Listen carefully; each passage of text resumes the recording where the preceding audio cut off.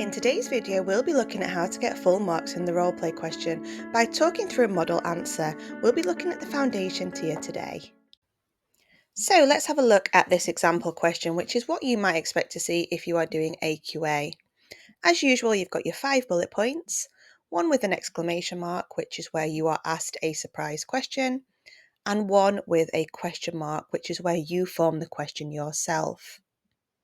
Pause the video now if you'd like to have a go at forming the answers to these yourself before I go over some model answers for each bullet point. So we are looking to complete the preparation for this in around about 4 to 5 minutes, so our preparation time starts now. The first thing I'm going to do is I'm going to circle the context and work out what's going on. So I've just circled their Chilean friend, so I know I'm talking to a Chilean friend, which will help me form my answers to the bullet points.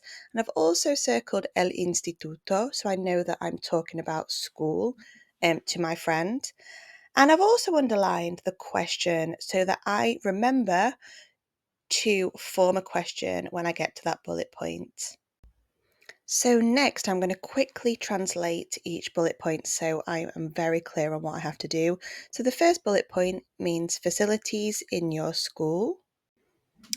The third bullet point is your opinion of Spanish.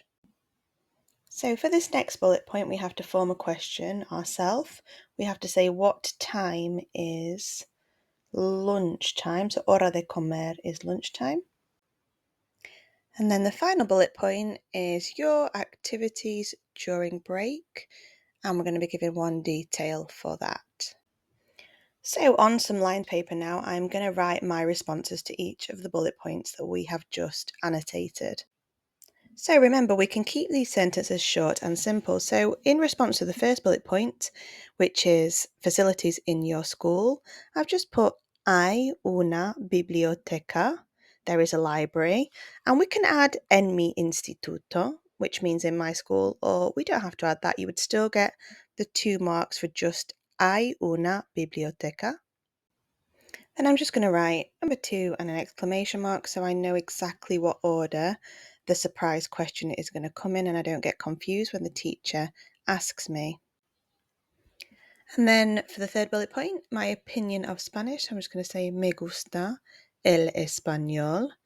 It's not asked me to give a reason here, but always check that because sometimes it does ask you to give a reason. So me gusta el español would get me the 2 marks in this case.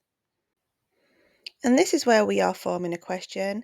It is quite a tricky question, this one, but if you learn the sentence starter, a qué hora, at what time, it often goes with lots of different phrases. So in this case, I'm going to put, a qué hora es la hora de comer, which means what time is lunchtime, which would get you your 2 marks for that bullet point.